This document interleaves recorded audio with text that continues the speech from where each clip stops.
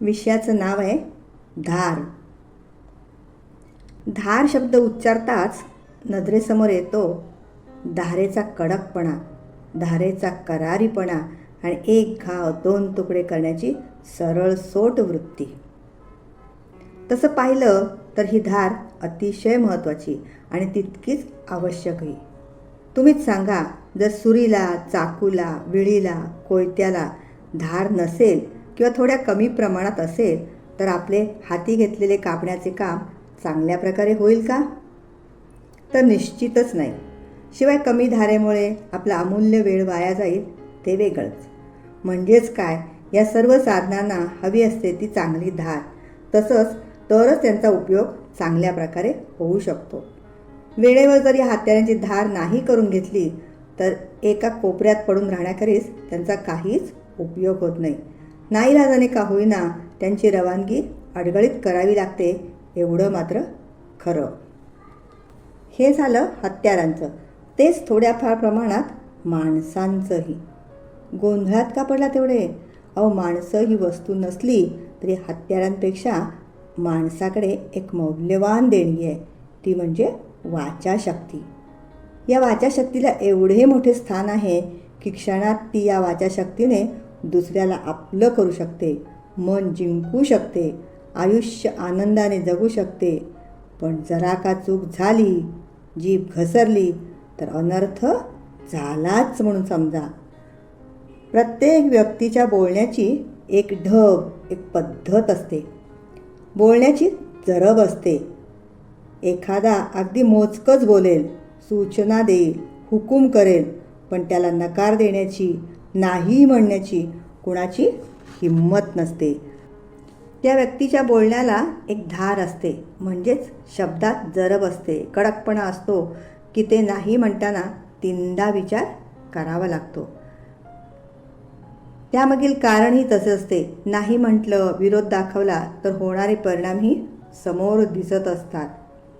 कायदा, शिक्षा हे थोडा वेळ बाजूला ठेवूया, पण एखाद्या व्यक्तीच्या शब्दाला कडक धार असते. त्या बळावर, त्या जोरावर तो आपले समाजात, लोकात, नातेवाईकात स्थान टिकवून ठेवतो आणि सन्मानाने सर्वत्र वावरतो.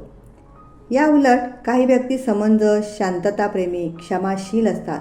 त्यांना आपल्या मुलाबाळांशी खूप प्रेमाने, आपुलकीने वागावे असे वाटते आणि तसे ते वागतातही.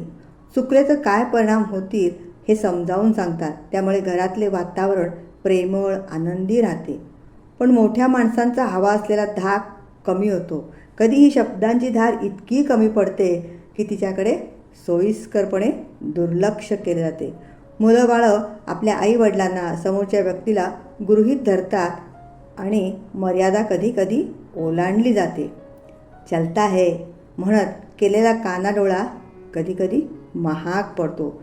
मुलं हाताबाहेर जातात, कधी कधी आयुष्यातून उठतात. एकंदरीत काय, कोणतीही कृती करताना, बोलताना मर्यादाही हवीच.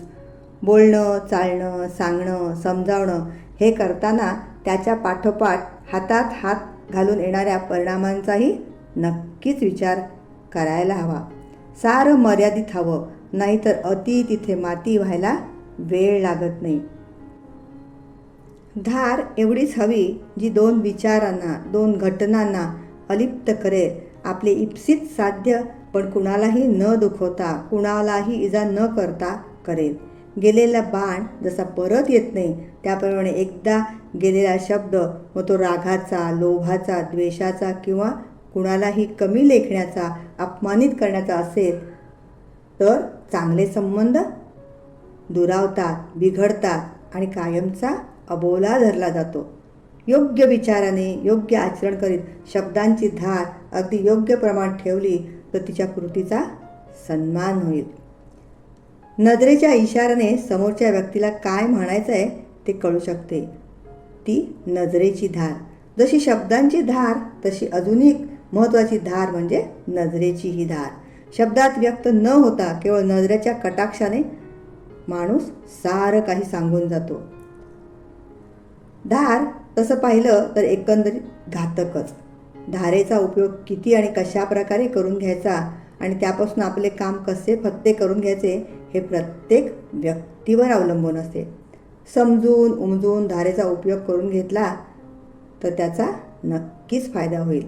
घरात समाजात तुमच्या मताचा आदर होईल आणि समाधानाची बीजे अंकुरली जातील, रुजतील आणि त्यातूनच येणारी मधुर रसाळ फळे जीवन आनंदाने व्यापून टाकतील. धन्यवाद.